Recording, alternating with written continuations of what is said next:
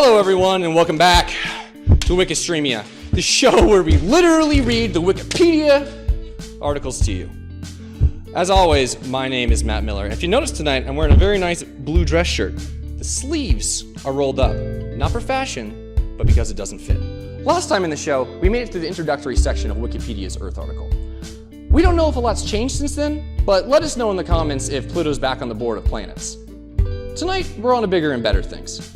We're going to be talking about how the Earth got its name, the formation of the planet, and some of that sweet, sweet geology.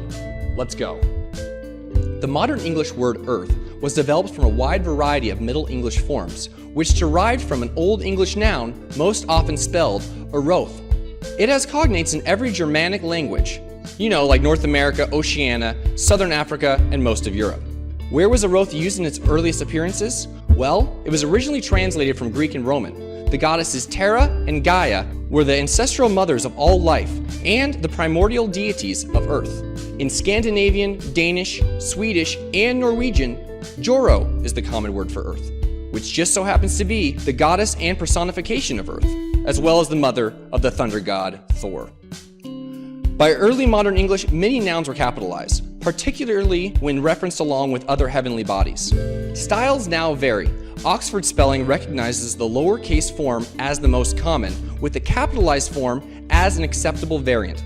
Another convention capitalizes Earth when appearing as a name, for example, Earth's atmosphere, but writes it in lowercase when preceded by the atmosphere of Earth. It almost always appears in lowercase in colloquial expressions such as, "What on earth are you doing?" Let's move on to how Earth was formed.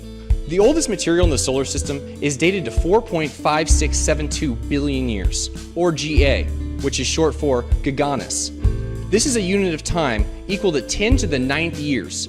By 4.54 GA, the primordial Earth had been formed. The formation and evolution of solar system bodies occurred along with the Sun.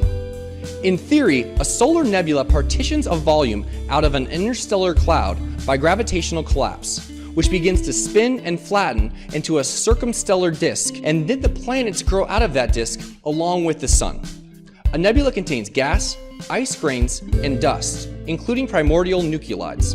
According to nebular theory, planetesimals formed by accretion, with the primordial Earth taking 10 to 20 million years to form, which might be how long it takes for us to get another good Batman movie. Christopher Nolan, come back to us. We miss you. One subject of ongoing research is the formation of the Moon, some 4.53 billion years ago. A working hypothesis is that the Moon was formed by accretion from the material loosened from Earth after a Mars-sized object named Theia impacted Earth. In this scenario, the mass of Theia was approximately 10% of that of Earth. When it impacted Earth with a glancing blow, some of its mass even merged with our planet. Between approximately 4.1 and 3.8 GA, numerous asteroid impacts hit our planet. We call this late heavy bombardment, and it caused significant changes to the greater surface and environment of the Moon, and by interference, to that of Earth. We better hope that doesn't happen again, because nobody wants to get blasted by asteroids. Let's get into that sweet geology, shall we?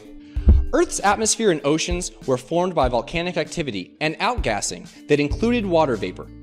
The origin of the world's oceans was condensation augmented by water and ice delivered by asteroids, protoplanets, and comets.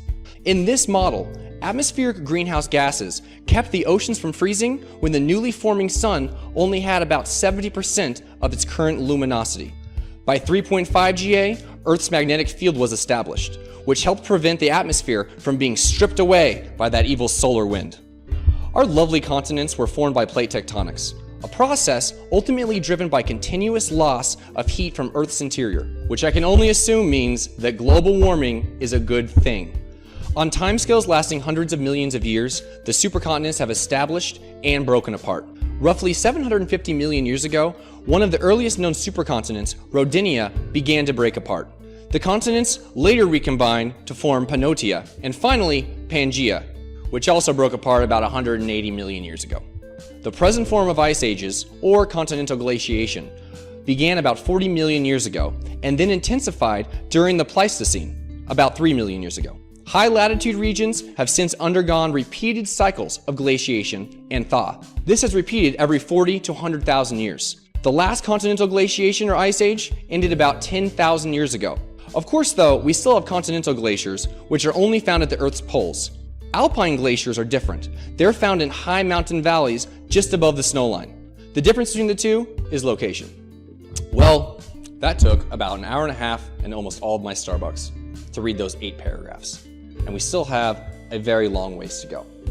As always, we appreciate you being here, watching, maybe learning a little bit with us. If there's something that you'd like for us to talk about, like a specific topic for instance, let us know. I really want to talk about Nicolas Cage movies.